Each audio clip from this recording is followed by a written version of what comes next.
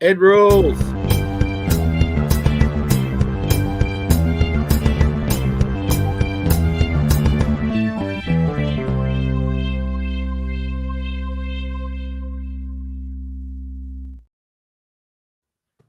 Welcome to another episode of Comics Recent Reads. Tonight we talk about comics we've recently read. And I get to talk with a bit of a croaky voice. So I get to be very sexy, apparently. I'll go easy on his sis, please. Close vicinity, but yeah. Oh, sweet. Nice. Thanks, Shawnee. So I guess remember to like the video if you've just come in, share the video with your friends, and subscribe to the channel if you haven't already. That would be awesome. It helps us grow. It helps us make more of these videos. So that would be awesome. So now I'll go around and I'll just do it like a clock. So I'll start with Shannon. What are you reading tonight? Talking about tonight, sorry. Is it just me, or is that theme song for this show sound like Courage the Cowardly Dog? Oh my god, I'm not familiar with that. I don't know why. That just popped in my head when I was listening to that. Anyway, we should stop talking about nostalgia. It's making us all feel old. All right, book I've picked today. As everybody knows, I love my mainstream stuff. So I am... Here we go. What did I just do? I don't know. Is it doing what you want? I'm still learning. There you go. Is that what you're after? Okay. There we go. That's what I was trying to do. All right. I picked a book called Batman Dark Age. Cool. Now, there have been so many retellings of Batman's origin in the comics in so many different variations and stuff. I mean, that's essentially all Elseworlds was for the longest time, is just someone putting Batman in a different situation. What I like about this section. What's that? Are you jumping to the next section? We're just going around and seeing what each person did first. Oh, I'm sorry. I thought you were going to get me to talk straight away, but this is what I'm No. If we do that, you jump in my spot. Yeah, that's what I'll be reading about. Cool. So yeah, that's your fault for giving me an audience for a second there, sis. Yeah. Sorry about that. I didn't do it properly. That's all right, so, Justin, yo, what will you be telling us about today? I have The Dissolving Classroom by Junji Ito. Oh, nice. Nice little hardcover thing from Kodansha. Cool. And Ryan? I'm looking at the Nick May comic. Oh, cool. The Pink Flamenco. Ah, awesome. I just got it arrived. It just arrived today, so I'll get to read it later. And yourself, Ed? I will be taking a look at Outlaw by Stu Thornton. Yes, in a much better fashion than I did of issue 2. And me, I am doing Superhumanity Volume 1, The Super Australians. Noise. So, sorry, I need something to drink because my mouth is dry as hell from this flu. I guess I'll go first. Please so do. you guys can all see how it's not done. So we've got the Superhumanity Volume 1, Super Australians, as I said before. This is done by each story is done by different artists and different writers. So there's quite a few people to list here. I will go into my little list on here. Okay. The writers in the issue were Christopher Sequeira, Dr. Paul Mason, sorry, Amanda Backey, I hope that's how it's pronounced, Julie Detrich, Kamola Singh. Okay, and the artists were Jan, oh God, Dr. Jan Scherpenhausen, I think that's it, Adam Yassoff, Dr. Paul Mason was also an artist and a writer. Marcelo Bayers, we'll just go with that. Michael Lorenzo and W. Chu Chan. There's a nice, easy one. Okay, so this is basically an introduction of 4 of the 12 characters on the cover. We meet at first the masked shop soldier. Why am I having a problem saying the word soldier? Sorry, he's just called the soldier. Sorry, I thought he was called the masked soldier. Then I had another read of it, and it's just the soldier. Then there's like this magical entity. It's not really, you don't really find out much about her except that these weird monsters are after, and her name is Degenery, or just Ginnery, and the D silent. I don't know.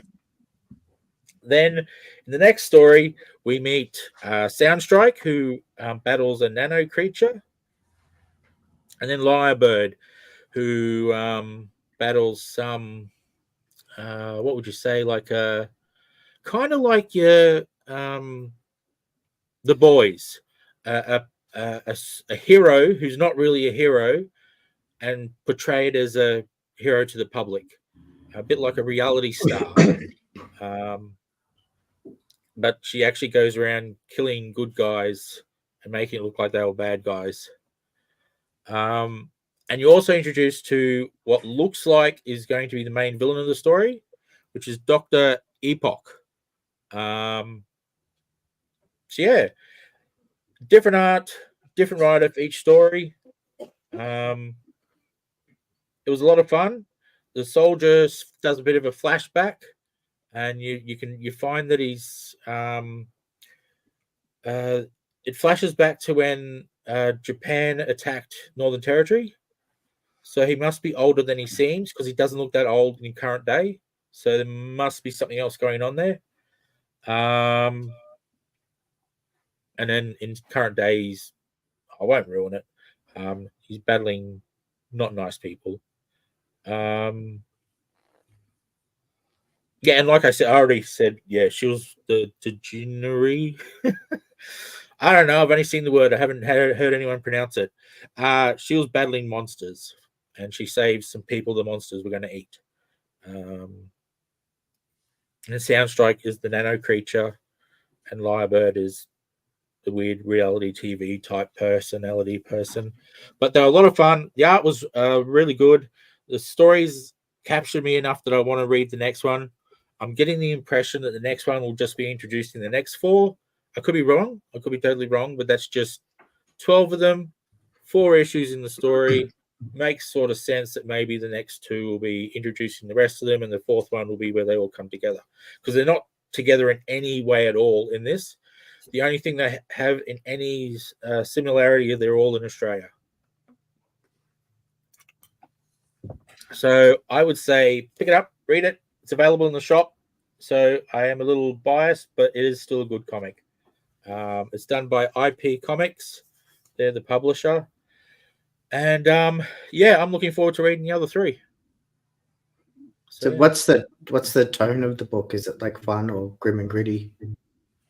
No, it's kind of like a superhero. But maybe a little bit more, for lack of a better word, grounded. It's not so flashy and superheroes and all that sort of stuff. They're like heroes, but they're sort of like your Spider-Man. They're sort of ground level. Even though the mystical one is all woo, she doesn't do anything amazing. She's just helping some people who were caught up near these demons or whatever they were. So yeah, that's what I'd say. Is the best way to sum it up. Anyone else got a question for me? Don't all talk at once. Did you get that from mail order, or was it at news agents or something, Sis? No, it was available at comic stores. It was with, I don't know if it was with Luna or with what's it called, the other one? Diamond, or both. All ages. Yeah, I'd say all the swearing. There is swearing, but it's like censored out, so there's no actual swearing. So I don't know. It depends how a parent feels about that, because most kids are smart enough to know what that word under that censoring is.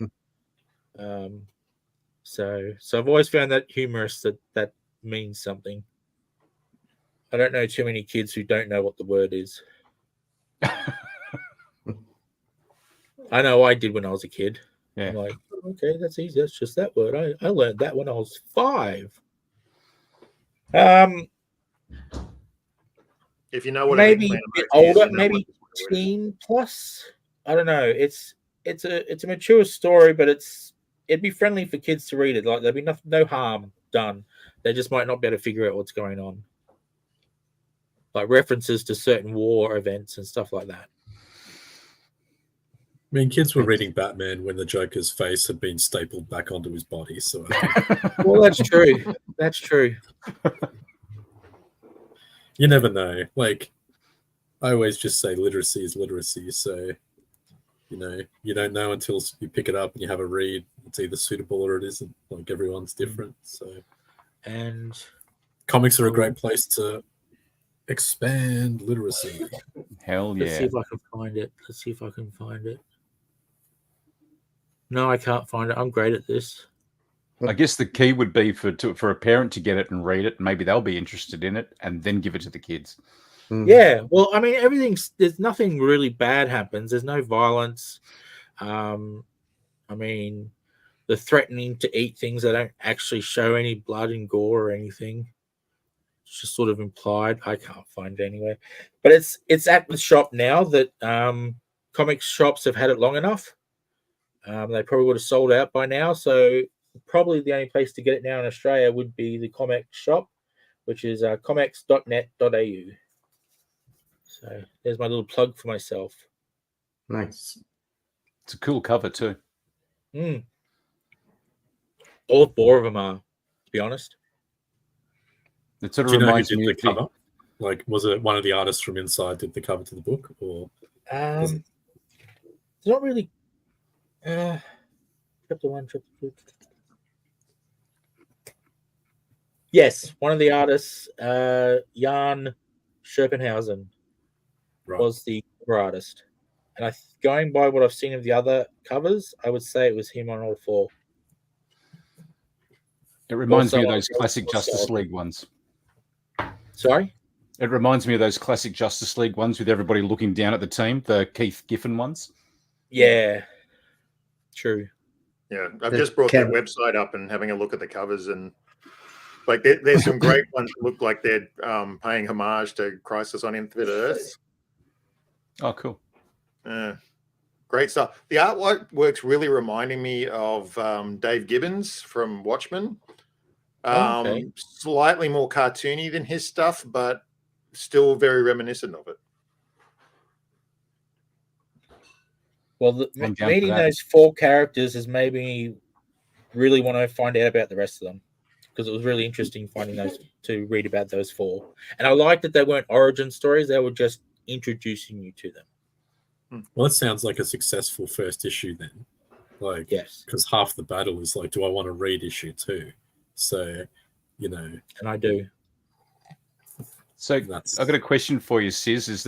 Does it feel like that this is all going to sort of be? Are these stories all threads that are going to come together with one story at the end? Do you think? That's the feeling I get. I get the feeling that the first 3 issues will be introducing 4 at a time. That's just my guess. I don't know. I haven't read them. And the 4th issue, which is the whole arc, is where they deal with the villain, Dr. Epoch, at the end. Okay. Because it's not really clear what he's doing. If it's meant to be clear, I didn't get it. But yeah.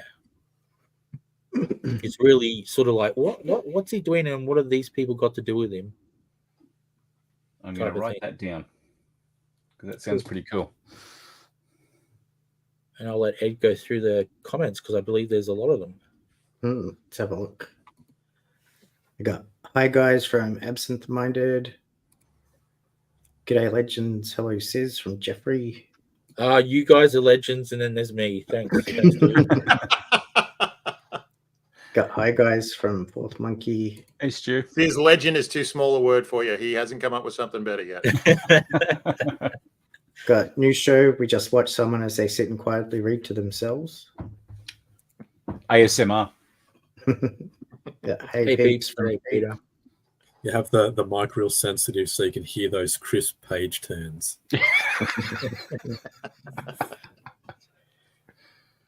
Got Dark I'll Age get into Looks- that when it's my turn, Jeff.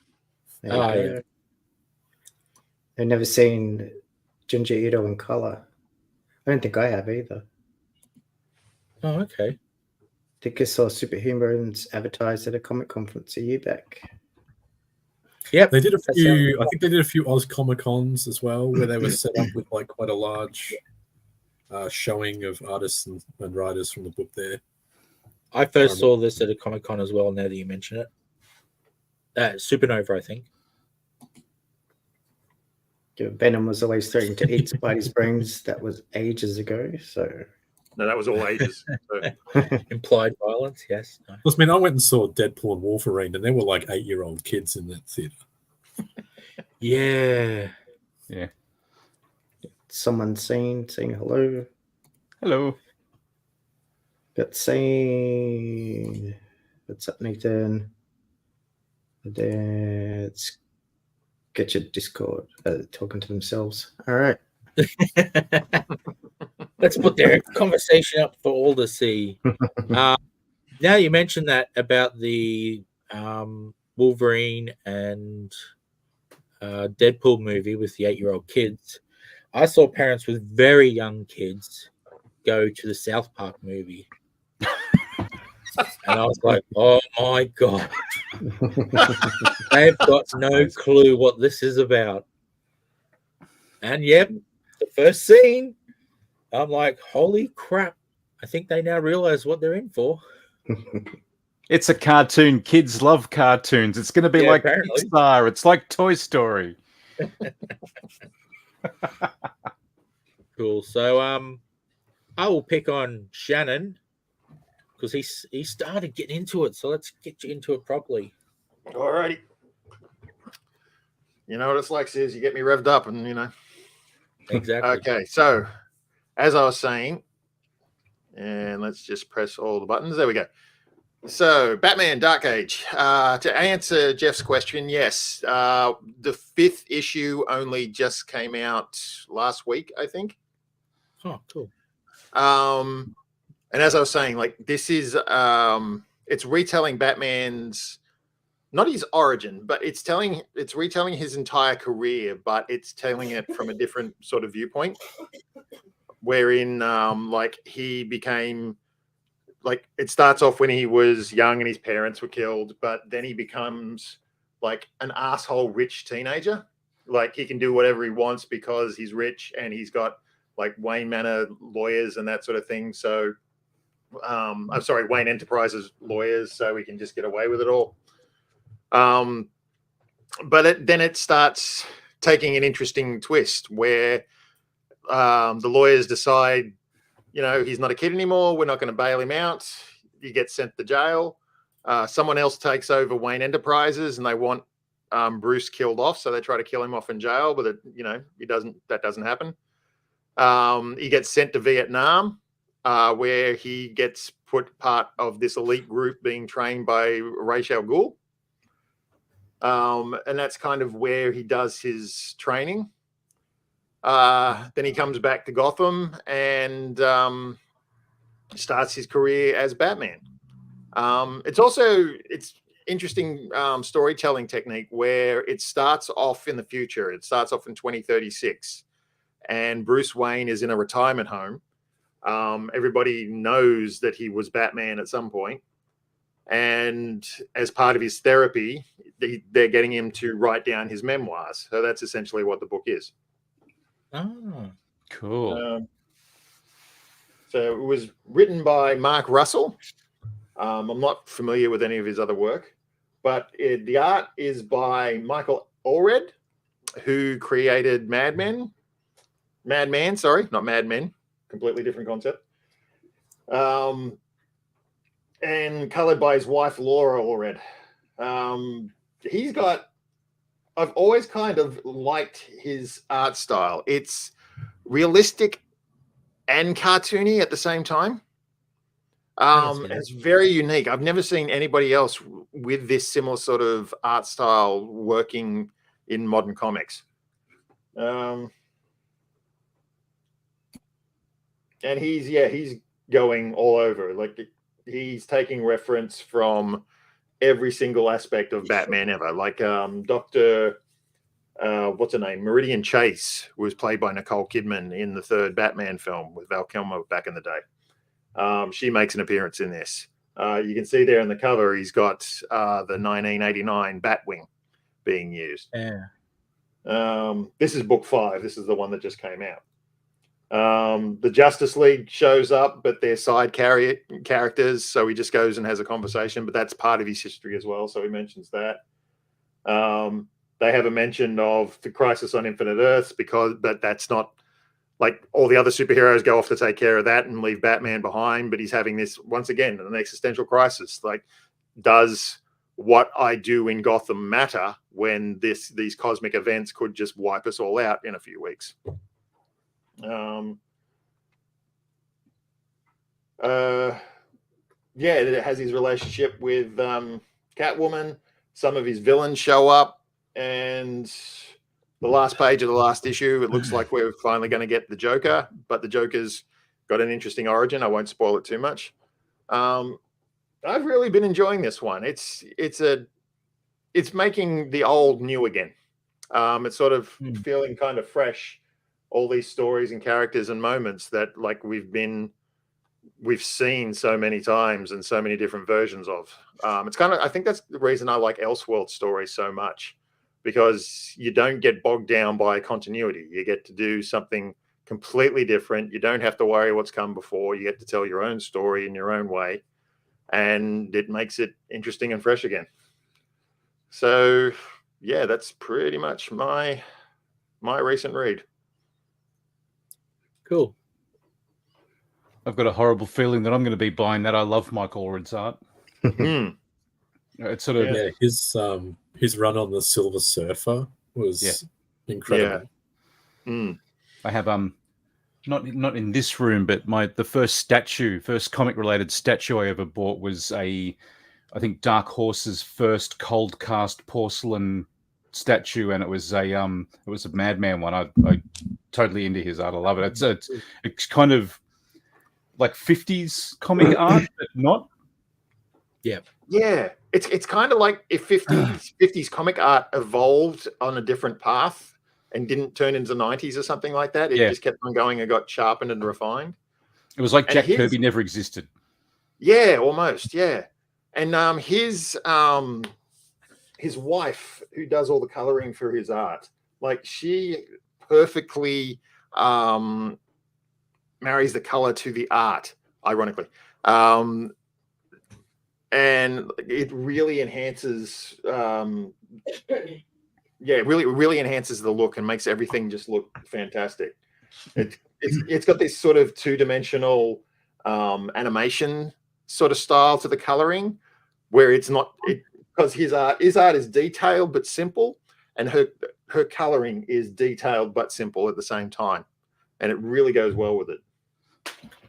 I don't know. Sorry, I keep on looking at it on my separate screen here. That's why. Her coloring always reminds me of like Filmation cartoons. Yes. Like the Justice League and the Super Friends cartoons and that sort of thing. It kind of feels flat, but on a different layer than the backgrounds and stuff like that. Very much so, yeah. Everything, all the characters and everything always really pop. You know, you see sometimes in certain comics when they're colored, like everything just is sort of flat. Everything blends into each other. But this stuff, like it always really stands out. You always, it directs the eye beautifully. You always know exactly who you should be looking at. I've just been really enjoying this series. I mean, I don't think it's monthly. I think it's a little bit more than monthly. But as I said, they're up to issue 5, and it's been a great read so far. Yeah. I'm a sucker for What Ifs and Elseworlds, so I'd probably want to jump on that as well. And I've spoken to a lot of artists the past couple of years, and so many books now are overcolored, I think. Mm. Yes. So it's great to see, like, obviously they work together because she understands what he wants out of his art, so she's an excellent colorist, but also excellent for him specifically. And there's so many other great, penciler inker combinations and pencil inker color combinations where they just fit like a glove, where they don't oversaturate things, they don't go crazy with technique when it's not really required. Yeah. That's I great. think the worst version of that I ever saw was on Frank Miller's The Dark Knight Strikes Again. It looked like I think his wife was the colorist once again on that, but it looked like she got a copy of Photoshop for Christmas and just went nuts. Or even just the remastered Killing Joke, where Brian Bolland did the colors to the remaster, and they replaced John Higgins' colors, and it completely stripped all the personality out of the book. I never saw the recolored version, but I do remember reading articles and seeing people very pissed off about that. Even when they did the animated adaptation, I feel like even just the animated film would have been so much better if they'd used the color palette from the original printing of the graphic novel. Would have at least had some personality in there. I don't know how they screwed that up so badly. Like, I mean, yeah, like the whole scene where Batman and Batgirl are shagging on the rooftop, and that wasn't really necessary. But because the whole story, the comic book is all there, but it doesn't work. It's flat and meaningless and lifeless, and it just baffles me how they got that so wrong. When I think DC Animation has had a pretty mixed bag of hits and misses when it comes to their adaptations. You've got your all-time classics like Batman the Animated Series, but then you've got some terrible, terrible adaptations as well, where you just wonder, who was this for? I think some of it is Bruce Timm. To do more comments. Just saying. No worries. Yeah, please interrupt us. Oh no, I'm noticing there's a backlog. That's all. All right. Do you want me to do them, or you're doing? Okay. I got them. It's someone saying, I was reading Savage Sword of Conan at around 9 or 10. The black and white magazines, not the comics. People were visibly getting cut down all the time in it. Oh, that art was amazing. That was one of my That favorites back in the day. Buscema and Ernie Chan. Awesome. Been watching the Conan TV show from the 90s. I remember that too. Like the animated cartoon, like Adventures of Conan. Oh, maybe there was a live action one too. Oh, there was. Ralph Moeller played Conan. I do not remember that at all. You got Sean Craig have his whole zombie run. That'd be Allred. Oh, Mike Allred. Yeah, iZombie is so good. And we got pardon me, who needs color? Who needs color? That's the spirit, Nathan. I missed the White Knight Batman series. Oh, there's more of that coming, but yeah, the White Knight series has been brilliant. If you've never read a Batman comic before, read White Knight. It's fantastic. Oh, okay. Got that cartoon out, and it was the live action one. Okay. God, there we go. I had no memory of a live action Conan. When was that? That was in the 90s. Yeah, is it? I think the early 90s. It was on. God. Someone's going to be googling later. It's on Channel 10, like late at night. Oh, early 90s. That's why I don't know it. I was drunk for most of the early 90s. Was it like that same? Was it the same time period as like Hercules and Xena and like the Sword and Sorcery? That's what I was about to say. Yeah, I think it's the same time or just before. So it's like maybe 93, 94, I think. It's on YouTube if you want to. Don't blame me for the cheese. Don't blame me for the cheese. Cool. Well, we'll jump onto Justin's book now. Woohoo! Tell us all about it, my friend. No worries. So this is Dissolving Classroom. I got sort of a little bit disenfranchised by sort of Western comics fairly recently, and was working at a place that had a lot of weebs working there, and they kept shoving manga into my hands. And realistically, the only manga I'd ever read before that was Akira. When I think it was Dark Horse produced those big toilet paper, big sort of Dave Sim Cerebus size ones. And like apparently everybody else on the planet, I got suckered into Junji Ito. There's 7 stories in here, I think. 5 of them are the Dissolving Classroom stories, and then there's 2 sort of bonus anthology ones. The stories are about a brother and sister, and the brother is addicted to apologizing. Yes, you heard that correctly. He is addicted to apologizing. And the reason he's addicted to apologizing is because he made a deal with the devil. And when he apologizes to people, their brains melt out of their faces.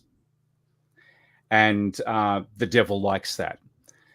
Where this sort of triggers with the sister is that the sister accidentally tasted the brains of somebody once and became hooked on that. So over the course of 5 stories, this brother and sister team, she does something awful. He apologizes on her behalf. And so it goes. The stories are kind of linked. They do have... they've got connective tissue through them as well. They're not just like 5 stories about their adventures. And it's beautifully drawn. Ito, I think his first comic was Tomie. There we go. And Tomie, he draws people beautifully. He's got this stunning pen when it comes to drawing people.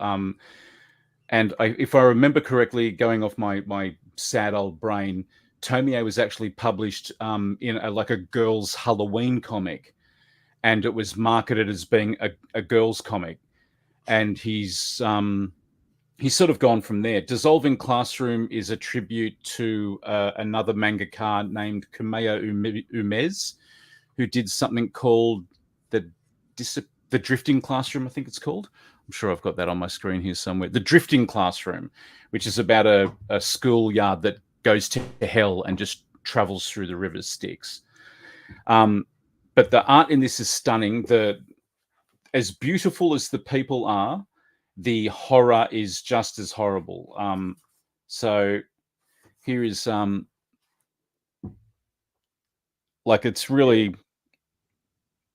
it's the juxtaposition of how beautiful the people and the general design of it are compared to the gory scenes when they happen are crazy. It's like remember the first time you saw From Dusk Till Dawn and you're watching a cool crime movie and then halfway through it turned into a vampire movie? There's that feeling on almost every single page of anything by Ito. The reason that I chose this one tonight is that this is the first time it came out, I think 12 or 18 months ago. It's never been published in hardcover before. Most of Ito's stuff is in hardcover. This only ever had a softcover release. And then somewhere along the line, somebody went, why isn't that in hardcover? And so thankfully, we now have a beautiful hardcover release of it. It is crazy, and it is worth every penny of it. I think I got it from King's for maybe $30.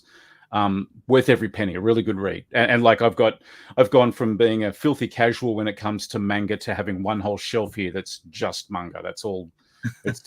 I've turned a leaf. And I think one of the things that came out of it was that I was so, if you're frustrated with Western comics, because, you know, every time you buy a new art team takes over Batman and they retell the origin story, or Spider-Man and they retell the origin story, or they change the Batmobile. At least with manga, it tends to be the same artist and writer doing it the whole time. And so when he chooses to finish that story, it's just finished, it's done. And you don't hear that in the West very often because they're more sort of character driven than story driven. So yeah, that's my pick. Dissolving Classroom. Get on it, or don't, but do, because it's really good. It's cool. You know, I've Described that often really well. wondered what Japanese creators are doing in the shower when these ideas pop into their heads. Well, do you know, it's funny. It's like I've got everything that Ito has published in the West to date in hardcover, except for one thing, which I think is called Junji Ito's Cat Diary. And it's a fictional story about him and his wife and their pet cats and how their pet cats have taken over the house. So I've got 30 volumes of the most terrifying horror, and then this casual little, and it's same sort of beautiful art, but it's cats frolicking and doing naughty stuff, and it's like, what? Wow, what? It's yeah, it's like you never saw Dan DeCarlo really doing like a superhero comic or something in creepy or eerie or whatever, and it's that Sounds sort like of weird Clive Barker's Disney Princess. yeah. Frozen would have been so much better. But yeah, I think this is a good entry into Ito's work if you've never read it before, because it's just it's only fairly thin volume, and there's just 5 stories before you get like Tomie's like a phone book, and a lot of the other ones that don't really have continuing stories. They're anthologies, but this one sort of it's an anthology, but with 5 of the stories with the same characters in it. And it's a bit of a reflection into what society's turned into as well through the eyes of these 2 main characters. There's a little bit of like beauty culture and all the rest of it. He's sort of throwing a bit of a mirror up to sort of that sort of stuff and saying, you know, take a good hard look at yourself. But yeah, it's cool. Cool. Nice. Thanks, Justin. And for the younger viewers, a phone book is like a really thick book. Just putting that out there. Imagine 5 iPhones together. Yeah. Imagine if you took your friends list on Facebook and printed it all out. 1 page per name. Okay, take it away, Ed. Comments. I believe there's more. We've been quite popular tonight. We've got The Sister's Tongue. The Sister's Tongue. Yes, the sister licks a lot of brains. Ito's got that old school 50s horror manga style. That Ito 100%. actually used to be a dentist.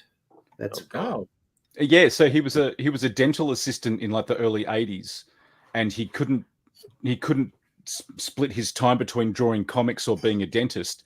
So he was like, I'm sick of looking down in the mouth. I'm going to go and do this instead. Nice. And yeah, has done that ever since. He won. So the guy whose comic that this was based on, who was Kazuo Umezu, he actually won like a manga award that's in his name, I think twice. And so that sort of was one of the reasons why he quit being a dental assistant. I got to admit, like it frustrates me so much that there's all these amazing artists and creators out there that once upon a time were just like, oh, I was doing this other thing and I was bored, so I thought I'd make a comic, and they're just masterful at it. Well, recommend Spirals one of my from- favorite up and comers at the moment is Danny Earls, who's working on Incredible Hulk with Nick Klein, and he's become a professional comic book artist after having a career as a professional soccer player. Oh wow. different. Sis knows this about me, but I actually quit my job on Friday to do the same thing. To become a professional soccer player. Impressive. No, over 50s. Yeah, that's what people want. That's where the money is. No, When I'm you actually. quit your job to become a professional comic creator. Yep. Dude, like much respect. Yeah, Yeah, we that's moved to awesome. the country because it's a lot cheaper here, and it was like, I've been given an opportunity to back myself for the first time in my life, so I'm doing it. No, that's insane, man. Like, I wish you all the best. That's huge. Thank you. Yeah, I've got my Wacom right here in front of me with a drawing up on it right now. Yeah, no, I'm very, very impressed. I always admire the hell out of anybody who'll just take that chance on themselves and just like go for broke. Man, I'm scared to death. Oh, of course you are. Don't think If you that this weren't decision- scared, you'd be stupid. But This yeah. decision wasn't made lightly, but Yeah. thankfully my wife has some faith in me, so she was willing to let me do it.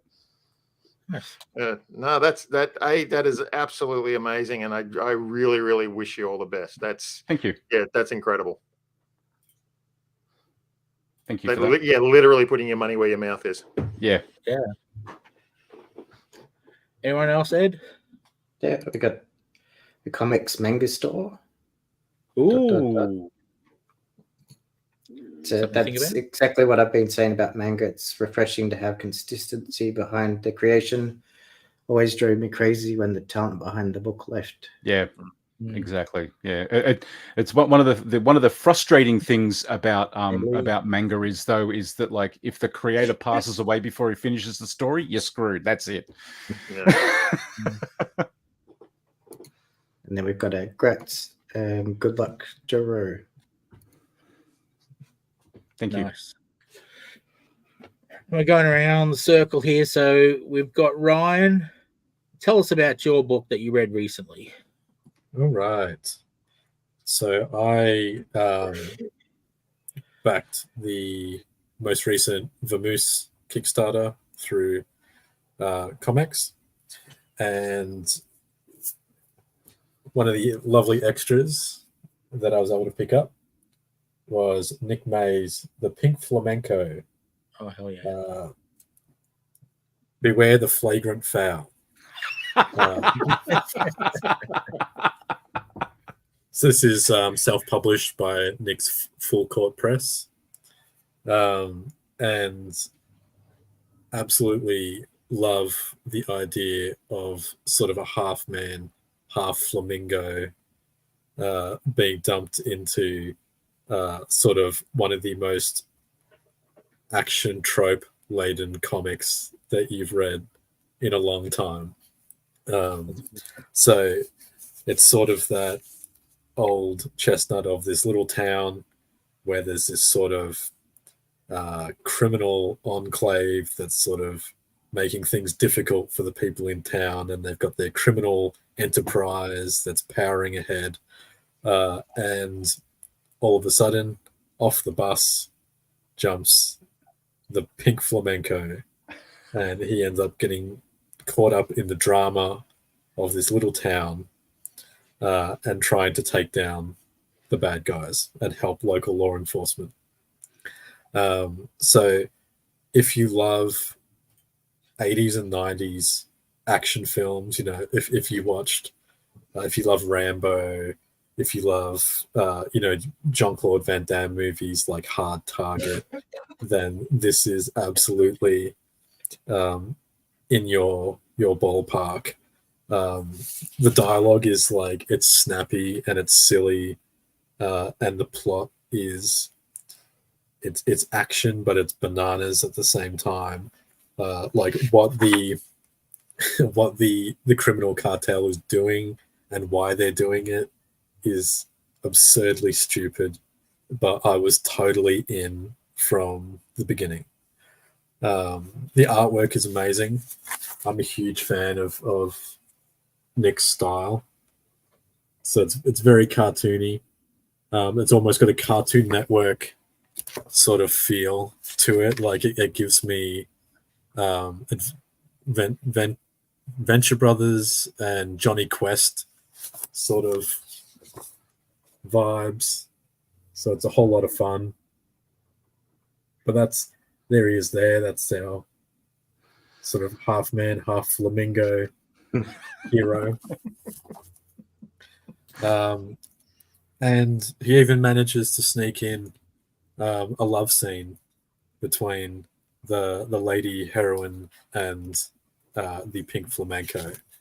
So if you've ever had on your bucket list, what does a half man, half flamingo look like at the height of orgasm, then you'll get to see that in this book. Oh, where's my Oh, bucket dear. list?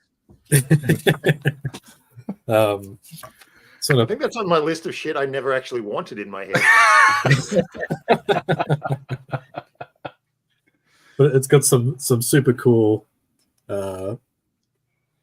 action vibes going on. That's cool. Just totally in love with the book.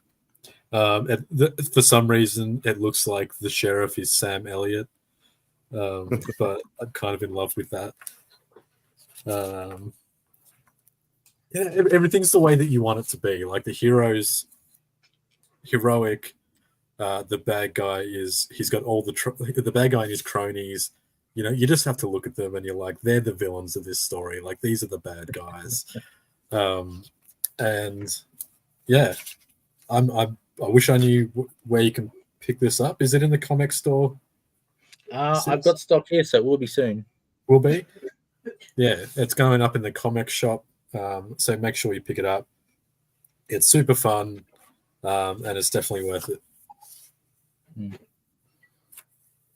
I'll just point Haven't- out, because you said it's a comics comic, it's actually Psycho Janitor. Oh, Psycho Janitor? Yeah, just Spedsy Oh, comic. yes, so it just is. put that Yeah. out there, Yes. so there's no confusion. So I have a question: Is the flamenco the only anthropomorphic being in this? Yes, he is. And is his bird head referenced at all? No one brings up the fact that he's a flamingo at any It point makes it during the better. book. Oh, that's totally normal. He, That's so good. he Nobody wants to ran be out that of- rude person and mentions it. Yeah, he just ran out of money. It's and like, so is they he forced him to fat get or off is he the- pregnant?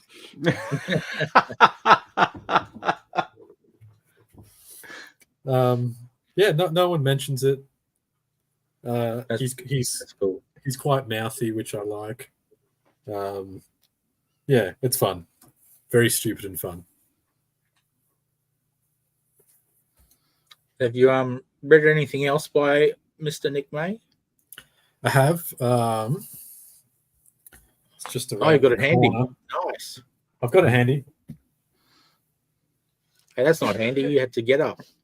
You Wow. lied to me. I get up for no one. I've got I've also got Harmonica, Oh, cool. Yes. Minty I had that Frisket. somewhere around here. He's like a private investigator. See, I don't have Hive of the Albino Grub, and I need it. Cool. Yeah. Minty Frisket, old school, Dick Tracy Yeah. style detective. Hold on, do it again. That's also worth picking up. It's only a little one, but it's got some great gags in there. Yeah.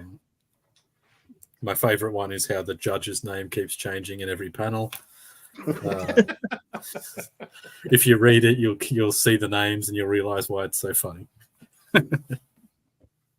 Cool. Unless you're under the age of 35, then you probably won't get any of the references.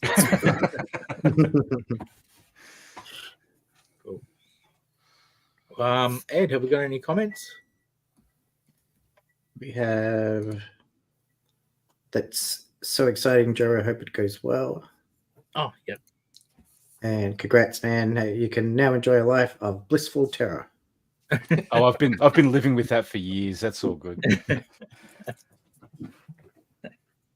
Now, this is the part of the show where I forget about Ed and we'll just continue the show. No. Ed, tell us about your book. All right.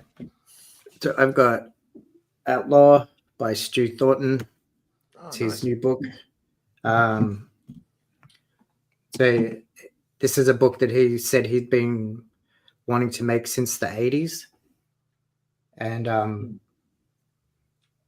you can really tell that he's a fan of that sort of era of stuff, like the Bronze Age of like superhero comics. It has a really great old school feel. It's actually really refreshing to read something new that feels like the comics that I read when I was a kid. The story is about. It starts off with a special forces team called the A100. There's a great splash page. It said the splash page goes through onto the credits page, Oh, cool. and the artwork's really cool too. And so they're on a mission to stop some terrorist guys, and then it turns out that that was just a cover for something else that was going on. And there's a bunch of there's a lot of political kind of intrigue, or not political, the industrial espionage.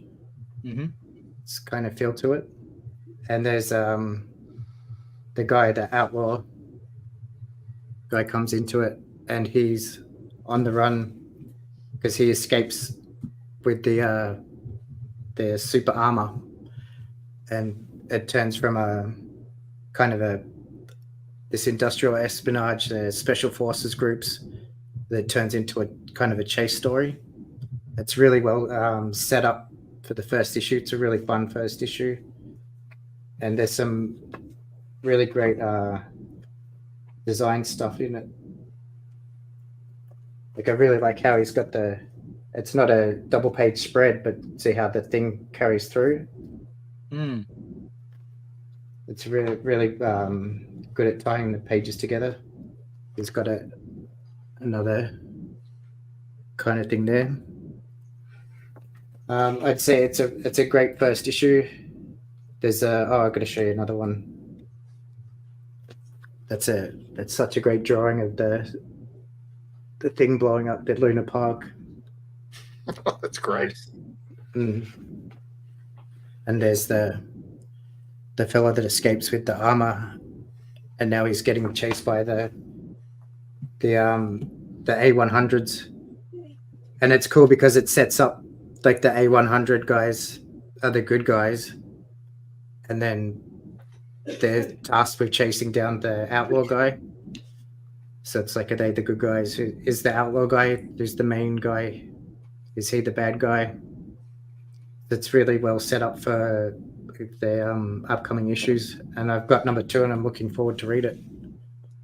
So I would highly recommend getting this if you're looking for that for a fix of some like 80s, early 90s style superhero action. Nice. Oh yeah.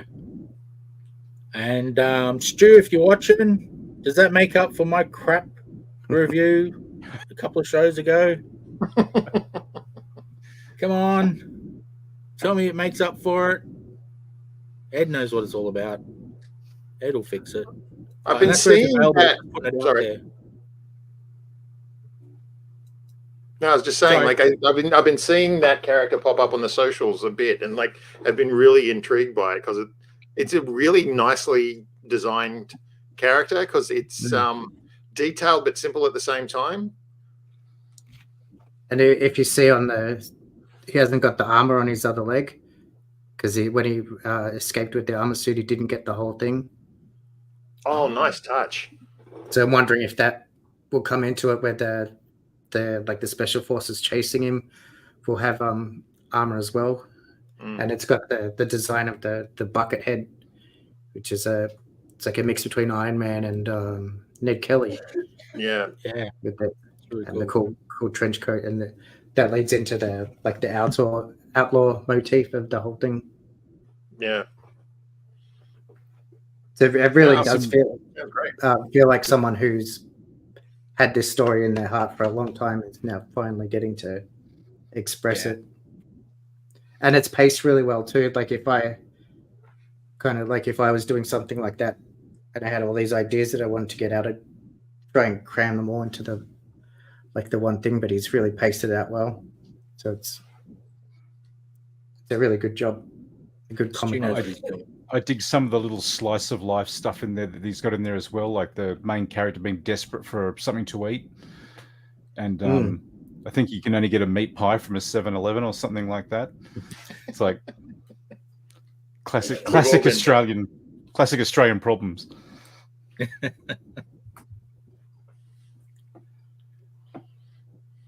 So many good books getting made locally right now.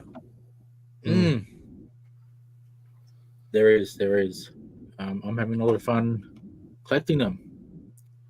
Now I've just got to find the time to have fun reading them. Okay, so this is part of the show where I talk about if you want to be on the show. There's a link. Sorry, Ed.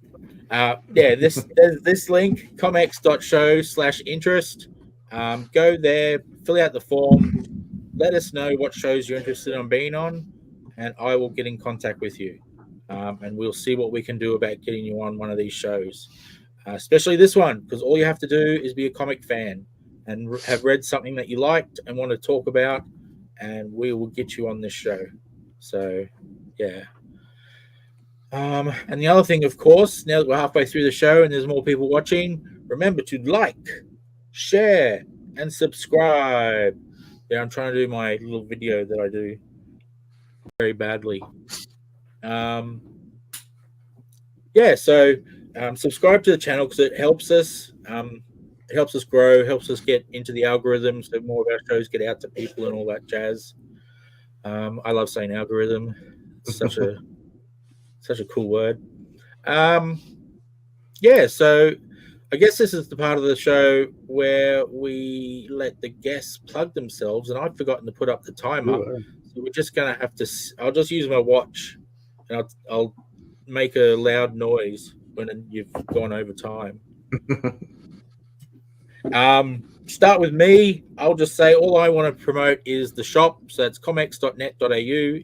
The shop is in the main menu, so it doesn't matter about that /store. You could just go to comex.net.au and the shop is in the main menu. And also, a friend of Comex, not Comex, but a friend of Comex, has a Kickstarter at the moment. I believe he's not the only one, but this is the only one I can remember. Slayhem.com. That'll take you to the Kickstarter. It's a short link or redirect or whatever you want to call it, vanity link. Go check it out. He's got some amazing art, and there's dragons. Who isn't a sucker for dragons? Seriously. Who wants to go next? Anyone going to volunteer? I'll skip No, mine Shannon? tonight. No, Ed? Oh, God. Yeah, okay. Go, Ryan. So I'm from Cornerbox Comic Art, which is the business that I sort of founded and put together, which deals with assisting some Australian artists with comic art sales and comic signings and things like that.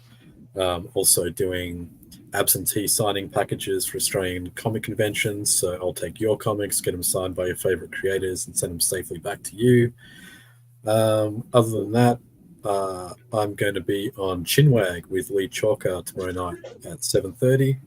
So you're going to learn a whole lot more about me, Cornerbox Comic Art, art collecting, everything comics related that is involved in my life. So check it out. It's going to be on YouTube 7:30 tomorrow. Looking forward to it. On this channel. So no one else wants to promote themselves? Oh, okay, I will. Good stuff, Justin. So I guess I've got to get used to this if I'm going to be doing this professionally, right? My Instagram's Joe Rowe Illustrates. It's there's not much of my sort of more modern art on there. There's bits and pieces of sketches that I've been attempting of late to get my head together, but I also show a lot of my comic collection on there. I am currently working on 2 comics. One is called Volk, V-A-L-K, which is a superhero comic about a Valkyrie that's been kicked out of heaven, I guess. And the other one is called Daisy, which is a Australian murder mystery that takes place in a small town. That's Nice. it. That's it. Yep. I can just see it now. Killed by flowers. I Sorry, just followed I'm you kidding. on There's going to be bad jokes. Instagram, Justin. Thanks, mate. Champion. So, no from you, Ed? Yeah, I'm good. Should we get the last comments in? Yeah, get the last comments in. Got Sis has the best reviews. Hi guys, did I miss anything? Outlaw is on my list. That's good. Yeah, so it should be. It's an awesome book, no matter how badly I review it. Made up for Sis's review. Yeah, Shiz, you can sleep tonight. There's a catch. You have to get around to read something. Mhm. Go, Justin. Yeah, hell yeah. My best show, Worst. Tomo. Thanks, great reviews. I could read all those titles. And goes till midnight. Oh, Tomorrow's show. Yep. couldn't Pretty find close. Pink Flamingo on the comic site. It's not up yet, I don't think. It's not up just yet, but it only just arrived this afternoon. So I haven't had a chance to put it in the shop yet. So yeah. A comics ad. Yeah, do the shop ad. Woo, I love this video. Are you feeling a little down? Tired of reading the same old books again and again? Looking for something different? Why not head over to the comic shop now and pick yourself up some freshly inked inspiration?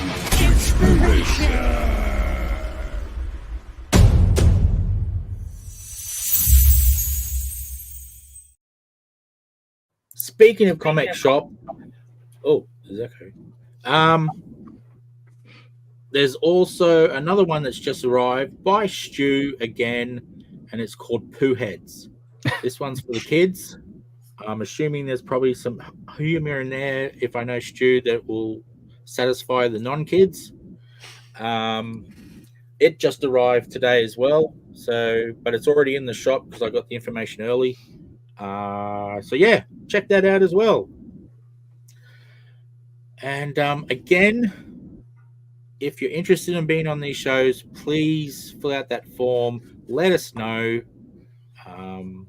so that it's comics.show/interest. You can just go to comics.show and it's in the menu.